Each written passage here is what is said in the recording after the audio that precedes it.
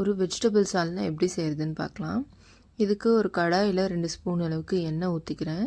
1 spoon அளவுக்கு மிளகு, 1 spoon அளவுக்கு பெருஞ்சீரகம், 1 ஸ்பூன் அளவுக்கு சீரகம், ஒரு 3 ஏலக்காய், சின்ன துண்டு பட்டை, அதுக்கப்புறம் அன்னாச்சிப்பூ, 3 கிராம்பு, இது எல்லாத்தையும் போட்டு நல்லா வறுத்துக்கலாம்.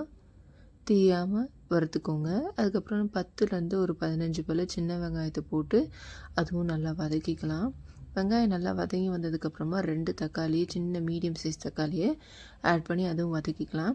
இதை ஒரு மிக்ஸி ஜாரில் மாற்றிட்டு இதை நல்லா ஆற விட்டுக்கலாம்.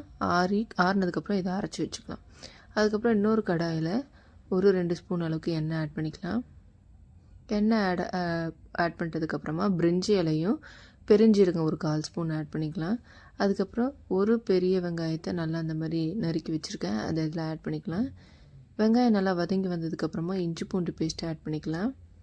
இஞ்சி பூண்டு பேஸ்ட்டோட பச்சை வாசனை போனதுக்கப்புறமா ஒரு கைப்பிடி அளவுக்கு மல்லித்தலையும் புதினாவையும் பொடி பொடியாக நறுக்கி வச்சுருக்கேன், அதை ஆட் பண்ணி வதக்கிக்கலாம். அதுக்கப்புறம் ஒரு 2 சின்ன மீடியம் சைஸ் தக்காளி ஆட் பண்ணிக்கிறேன். எல்லாத்தையும் போட்டு நல்லா வதக்கிக்கலாம். இப்போ இதுக்கு தேவையான மசாலா ஆட் பண்ணிக்கலாம். உப்பு, மஞ்சத்தூள், அதுக்கப்புறம் 1 ஸ்பூன் அளவுக்கு மிளகாய்த்தூள், 1 ஸ்பூன் அளவுக்கு தனியாத்தூள், இது எல்லாத்தையும் ஆட் பண்ணி நல்லா வதக்கிக்கோங்க. ஒரு பச்சை மிளகாவும் ஆட் பண்ணிக்கோங்க. அதுக்கப்புறம் ஆற வச்சு ரெடி பண்ணி வச்சுருந்தது அந்த பேஸ்ட் இதில் ஆட் பண்ணிக்கலாம். இதுக்கு தேவையான அளவுக்கு தண்ணி இந்த மிக்ஸி ஜார்லேயே நான் ஆட் பண்ணி இதில் ஆட் பண்ணிக்கிறேன். இது நல்லா கலந்து விட்டுக்கலாம். தேவையான அளவுக்கு உங்களுக்கு எவ்வளோ தண்ணி வேணுமோ அதை நீங்கள் ஆட் பண்ணிக்கோங்க. இல்லை ஆட் பண்ணலைனாலும் திக்கான கன்சிஸ்டன்சியில் உங்களுக்கு கிடைக்கும்.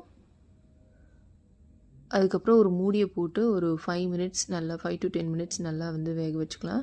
அதுக்கப்புறம் ஒரு மிக்ஸி ஜாரில் கொஞ்சமாக கோகோனட், அதுக்கப்புறம் முந்திரி, அதுக்கப்புறம் ஊற வச்சுருந்தா கசகசா, இது எல்லாத்தையும் ஆட் பண்ணி கொஞ்சம் தண்ணி ஆட் பண்ணி அதை மிக்ஸி ஜாரில் அரைச்சி எடுத்துக்கலாம்.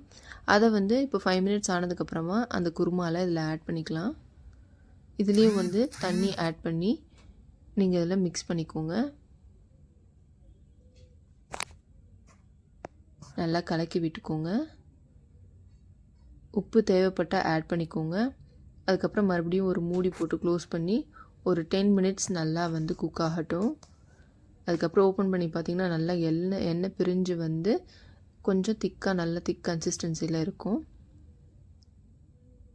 அவ்வளோதான், நம்மளோட வெஜிடபிள் சால்னா ரெடி ஆகிடுச்சு. இது நீங்கள் பூரி இல்லை சப்பாத்தி, ஃபுல்கா, ரைஸ், இந்த மாதிரி எந்த ஒரு ஐட்டம் கூட வேணாலும் நீங்கள் வச்சு சாப்பிட்லாம். ஈவன் வெஜிடபிள் ரைஸ் அது மாதிரி எல்லாத்துக்கூடயும் நல்லாயிருக்கும். கடைசியாக மல்லித்தலையை தூவி இறக்கியாச்சு. நீங்கள் ட்ரை பண்ணி பார்த்துட்டு எப்படி இருந்ததுன்னு கமெண்ட் பண்ணுங்கள்.